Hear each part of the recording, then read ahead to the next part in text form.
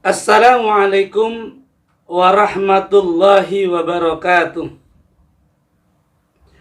Alhamdulillah, wassalatu wassalamu ala rasulillah Sayyidina Muhammad ibn Abdillah wa ala alihi wa sahbihi wa mawalah. La hawla wa la quwwata illa billah. Amma ba'du. Saudara hadirin kaum muslimin dan muslimat yang terhormat, kaula muda yang saya banggakan, dan anak-anak yang saya sayangi. Alhamdulillah, kita bersyukur kepada Allah Subhanahu wa Ta'ala yang senantiasa melimpahkan kepada kita berbagai anugerah kenikmatan. Sampai detik ini kita belum terputus dari nikmatnya, dari rahmatnya. Kita masih bisa menghirup udara segar dan kita masih berada dalam iman dan Islam. Saudara hadirin kaum muslimin rahmati Allah. Selanjutnya, sholawat dan salam semoga selalu senantiasa terlimpah curah atas junjungan alam baginda Rasulullah Muhammad sallallahu alaihi wasallam. Mudah-mudahan kelak di hari pembalasan nanti, di yaumul mahsyar nanti, kita akan mendapatkan syafaatul uzma dari Nabi Muhammad sallallahu alaihi wasallam. Saudara hadirin kaum muslimin dan muslimat yang dirahmati Allah, kaula muda yang saya banggakan dan anak-anak yang saya sayangi, selamat berjumpa kembali dengan saya, Kang Sae, pada edisi kali ini, yaitu serial Kisah Nabi dan Rasul. Pada perjumpaan kali ini kita akan lanjutkan kisah serial Nabi dan Rasul, yaitu kisah Nabi Yunus alaihi salam. Saudara hadirin kaum muslimin dan muslimat yang terhormat, kaula muda yang saya banggakan dan anak-anak yang saya sayangi, Nabi Yunus alaihi salam ini adalah Nabi yang ke-21 dalam susunan kisah Nabi dan Rasul.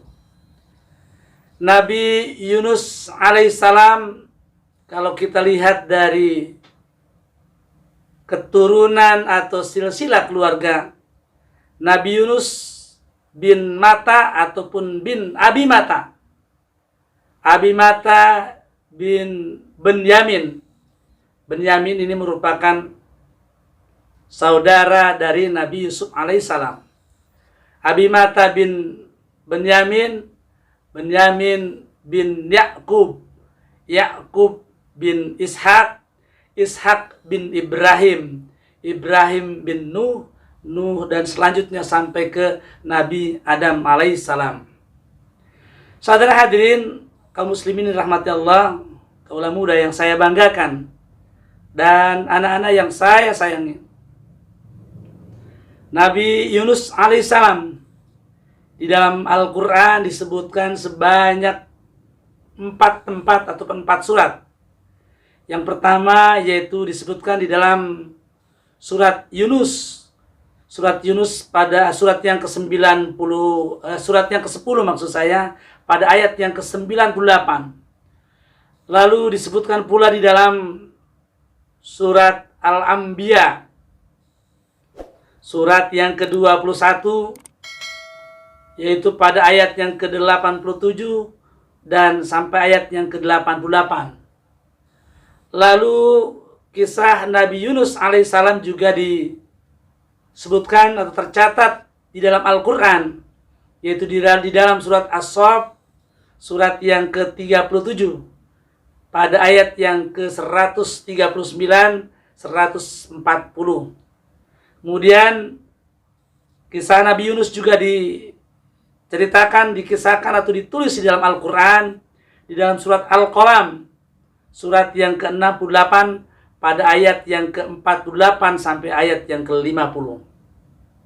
Saudara hadirin kaum muslimin rahmati Allah, Nabi Yunus alaihissalam ini memiliki watak yang tentu saja berbeda dengan para nabi dan rasul yang sebelumnya ataupun nabi dan rasul yang lain. Nabi Yunus alaihissalam memiliki sifat yang temperamental, sifat yang keras, pemarah, dan tidak bersabar. Nah, oleh karena itu, pada kisah Nabi Yunus ini akan menjadi contoh ataupun teladan buat kita, agar kita tentu saja bisa mengambil hikmah dan pelajaran bagaimana terhadap sikap-sikap yang keras atau temperamental, pemarah, dan tidak sabar seperti yang terdapat pada kisah Nabi Yunus alaihissalam. Saudara hadirin kaum muslimin rahmati Allah, Nabi Yunus alaihissalam ini terjadi di negeri Sam atau di negeri Palestina ataupun di negeri Israel. Ada satu penduduk yang menjadi tempat tugas berdakwah Nabi Yunus alaihissalam, yaitu penduduk Ninawa. Penduduk Ninawa ini ada pada daerah Mosul yang kira-kira kalau sekarang tepatnya adalah di negara Irak. Saudara hadirin kaum muslimin rahmati Allah, Nabi Yunus alaihissalam berdakwah untuk sekian waktu, sekian lama, tetapi tidak ada satupun yang mengikuti ajaran-ajaran yang disampaikan oleh Nabi Yunus alaihissalam. Bahkan Nabi Yunus awalnya itu beribadah dengan cara tersembunyi, mengisolasi diri, menyendiri di tempat yang sepi, di gunung ataupun di gua, agar lebih khusyuk, lebih merasa asik masuk beribadah kepada Allah. Tetapi saudara hadirin kaum muslimin rahmati Allah, lalu Allah memerintahkannya agar Nabi Yunus untuk menyampaikan dakwah ini kepada umatnya, yaitu tidak lain adalah penduduk Ninawa, yaitu di daerah Mosul, yaitu negara Irak. Saudara hadirin kaum muslimin rahmati Allah, tentang keadaan dakwah Nabi Yunus alaihissalam yang tidak diikuti oleh satupun penduduk Ninawa pada saat itu, ini dikisahkan di dalam surat Yunus, surat yang ke-10, pada ayat yang ke-98 dan ayat yang ayatnya ke-98 pada surat Yunus. Ini dikisahkan bagaimana perjuangan Nabi Yunus alaihissalam yang tidak mendapatkan respon dari pengikutnya. Saudara hadirin kaum muslimin rahmati Allah, lalu Nabi Yunus alaihissalam seperti yang saya sampaikan di awal tadi, karena memiliki sifat yang tidak sabar, lalu pemarah ataupun temperamental, pada saat itu ia marah, bahkan dia berdoa kepada Allah, "Wahai Allah, saya sudah tidak kuat lagi untuk menyampaikan dakwah ini." Lalu ia berdoa, yang doanya adalah mohon Allah menurunkan azab kepada penduduk Ninawa, penduduk Mosul ataupun negara Irak yang saat ini. Dan setelah itu, setelah ia berdoa kepada Allah agar diturunkan azab, lalu Nabi Yunus alaihissalam pergi.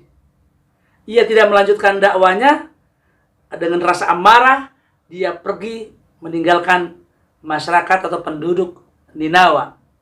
Saudara hadirin kaum muslimin yang rahmati Allah, kaula muda yang saya banggakan, dan anak-anak yang saya sayangi, Nabi Yunus alaihissalam akhirnya meninggalkan penduduk Ninawa, kemudian pergi ke suatu tempat, yaitu dengan menggunakan kapal ataupun perahu besar. Ia akan naik kapal, naik perahu besar, lalu pada saat berada di tengah lautan yang luas, kapal yang ditumpangi oleh Nabi Yunus alaihissalam terjadi oleng, terjadi goncangan, terjadi kehilangan kendali.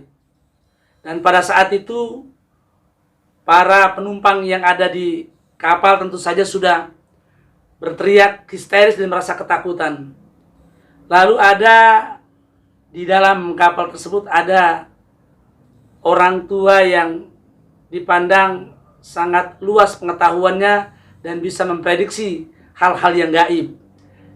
Dikatakan olehnya bahwasanya kapal ini terjadi oleng tentu saja karena ada satu penumpang, ada seorang hamba sahaya yang lari dari tuannya.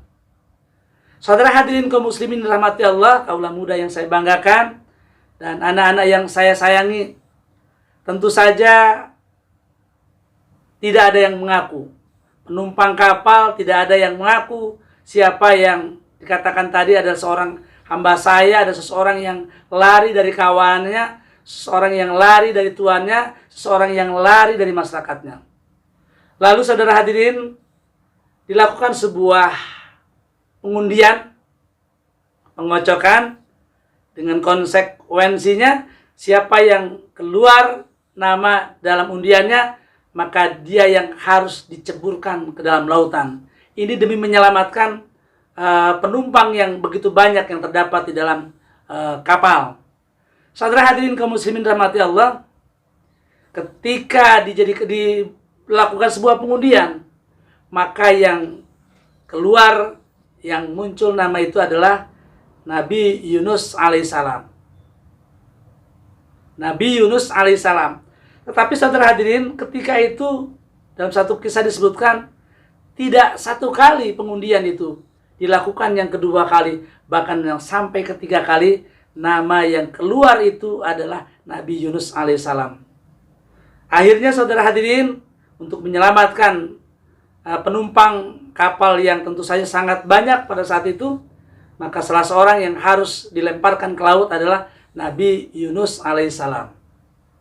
Saudara hadirin kaum muslimin rahmati Allah, tentu saja semuanya ini terjadi atas kehendak Allah, semuanya sudah menjadi skenario Allah. Lalu Nabi Yunus alaihissalam dilemparkan ke dalam lautan yang tentu saja gelombangnya begitu besar, begitu dahsyat. Dan saat itu saudara hadirin, Allah berpesan kepada ikan yang memakan Nabi Yunus alaihissalam. Karena pada saat Nabi Yunus alaihissalam dilemparkan ke laut, lalu ada ikan yang sangat besar, yaitu ikan nun, atau katakanlah kalau sekarang disesuaikan adalah ikan paus, ikan yang sangat besar. Maka ikan paus mulutnya sudah menganga dan siap memasukkan, yaitu mangsanya yang tidak lain adalah Nabi Yunus alaihissalam. Sebelum itu Allah Subhanahu wa taala berpesan kepada ikan paus yang semuanya ini adalah ciptaan Allah. Wahai ikan paus, jangan engkau makan dagingnya sedikit pun, jangan engkau lukai tubuhnya sedikit pun, jangan sampai ada yang tergores badannya, bahkan jangan sampai ada yang terkelupas ataupun ada yang ternodai, bahkan jangan sampai ada yang hancur tulang belulangnya, remuk karena benturan dan sebagainya. Sengaja ini hambaku kumasukkan ke dalam perutmu. Perutmu adalah sebagai penjara buat umatku. Saudara hadirin kaum muslimin rahmati Allah, lalu Nabi Yunus alaihissalam berada di dalam ikan nun ataupun ikan paus. Saudara hadirin kaum muslimin rahmati Allah, lalu tentu saja dalam ini ada sebuah kehendak Allah. Nabi Yunus alaihissalam mengira bahwasanya dia sudah mati. Tetapi lama-kelamaan tangannya bergerak, kakinya bergerak, tubuhnya bergerak, dan akhirnya merasakan bahwasanya saat itu ia masih hidup.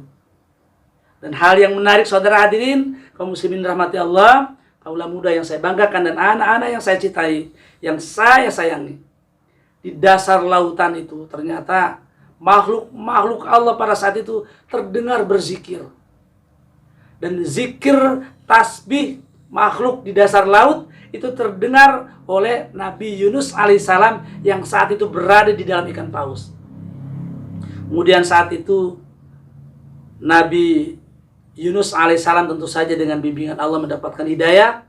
Lalu dia berzikir juga, kemudian bertasbih, kemudian dia berdoa kepada Allah Subhanahu wa taala tentang ini. Ini ada sebuah ayat yang sangat populer. Ini adalah dikisahkan di dalam surat Al-Anbiya surat Al-Anbiya surat yang ke-21 ayat yang ke-87 ayat yang ke-88. Yang ayatnya adalah la ilaha illa anta subhanaka inni kuntu minadz zalimin. Tentu saja lengkapnya adalah dimulai dari kata ayat wazannuni izzaba maghadiban fadzanna allan naqdir alaihi fanada fi zulmatin alla ilaha illa anta fi zulumati alla ilaha illa anta subhanaka inni kuntu minadz zalimin. Fastajabna lahu wa najainahu minal ghamma wa kadzalika nunjil mu'minin. Saudara hadirin kaum muslimin rahmati Allah, wazannuni yang disebut dengan nun adalah Yunus. Nabi Yunus izzahaba, yaitu pergi, yang dimaksud adalah pergi meninggalkan penduduk Ninawa. Wazannuni, Nabi Yunus izzahaba pergi meninggalkan penduduk Ninawa maghadiban, dalam kondisi yang marah, dalam kondisi yang emosi, dia meninggalkan penduduk Ninawa. Kemudian fadzonna allan naqdir alaihi, ia mengira, Nabi Yunus mengira bahwasanya setelah dia pergi kemudian juga meninggalkan penduduk Ninawa, ia berpikir tidak akan ada ujian, tidak akan mendapatkan kesulitan. Ternyata dia mendapatkan kesulitan, yaitu terjadinya sebuah oleng kapal yang ditumpangi sampai ia diceburkan ke dalam lautan, lalu dimakan oleh ikan pausnya. Kemudian pada saat di dalam perut ikan nun, ia berzikir, yang kemudian ini diabadikan di dalam surat Al-Anbiya ayat yang ayat yang ke-87 ayat yang ke-88. La ilaha illa anta, tidak ada Tuhan illa anta kecuali engkau ya Allah. Subhanaka, maha suci engkau ya Allah. Inni kuntu, sesungguhnya aku minaz zalimin, termasuk orang-orang yang zalim. Nabi Yunus mengakui, menyadari bahwasanya ia telah pergi meninggalkan penduduk Ninawa dalam kondisi tentu saja tidak mendapatkan restu dari Allah, karena tidak mendapatkan perintah Allah, dan Allah memerintahkan untuk berdakwah. Dan di dalam berdakwah semestinya Nabi Yunus alaihissalam harus bersabar. Saudara hadirin kaum muslimin rahmati Allah, kemudian kisah tentang Nabi Yunus alaihissalam, banyak riwayat menyebutkannya selama 40 hari ia berada dalam perut ikan paus, yang kemudian setelah zikirnya kemudian dilaporkan oleh para malaikat mendengar, melaporkan, wahai Allah, hambamu yang bernama Yunus setiap waktu, setiap saat dia berzikir, kemudian bertobat kepadamu. Akhirnya selama kurang lebih 40 hari dan tobatnya diterima oleh Allah Subhanahu wa taala, dan Nabi Yunus alaihissalam dimuntahkan oleh ikan paus dalam keadaan yang sehat walafiat dan tidak terluka sedikit pun. Saudara hadirin kaum muslimin rahmati Allah, lalu setelah Nabi Yunus sadar, bertobat, kemudian Nabi Yunus kembali ke penduduk Ninawa yang ditinggalkannya. Kemudian dia berdoa menyambungkan kembali dakwanya dengan sabar dari hari ke hari, dari waktu ke waktu, dan akhirnya penduduk Ninawa yang tidak begitu banyak penduduknya kemudian mengikuti ajaran yang disampaikan oleh Nabi Yunus alaihissalam, dan kemudian penduduk yang Ninawa pada akhirnya diberikan kesuburan, kemakmuran oleh Allah Subhanahu wa taala. Saudara hadirin kaum muslimin yang rahmati Allah, kaula muda yang saya banggakan dan anak-anak yang saya sayangi, banyak hal yang kita petik, yang kita ambil dari kisah Nabi Yunus alaihissalam. Yang pertama diantaranya, kita harus bersabar. Tidak boleh temperamental, tidak boleh amarah, apalagi amarah yang meluap-luap, amarah yang meledak-ledak. Ada satu ungkapan, orang yang memulai dengan amarah maka akan berakhir dengan rasa malu. Jangan-jangan kalau kita introspeksi, kita sendiri yang memang saat itu sedang bermasalah. Jangan menyalahkan orang lain, jangan menyalahkan umat, jangan menyalahkan penduduk, jangan menyalahkan siapapun. Banyaklah berintrospeksi, maka kita harus bersabar. Semuanya kita sandarkan kepada Allah Subhanahu wa taala. Jika kita bersabar, kemudian juga terus bertawakal kepada Allah, semua perlahan-lahan namun pasti pada akhirnya kita akan meraih semua apa yang kita cita-citakan, apa yang kita impikan. Saudara hadirin kaum muslimin rahmati Allah, mudah-mudahan kisah Nabi Yunus alaihissalam ini menginspirasi untuk kita, menjadi pelajaran berharga buat kita, menjadi pencerahan buat kita agar kita senantiasa, terutama di dalam berdakwah, terutama di dalam menyampaikan risalah Islamnya, terutama di dalam menyampaikan kebaikan-kebaikan, kita harus bersabar dan jangan dilakukan dengan cara amarah dan emosi sehingga kita akan kehilangan kendali, sehingga kita akan dikendalikan oleh syaitan. Saudara hadirin kaum muslimin rahmati Allah, kaula muda yang saya banggakan dan anak-anak yang saya sayangi, demikian kisah Nabi Yunus alaihissalam. Mudah-mudahan bermanfaat. Kurang lebihnya mohon maaf. Akhirul kalam, billahi taufiq wal hidayah, bil ridha wal inayah. Assalamualaikum warahmatullahi wabarakatuh.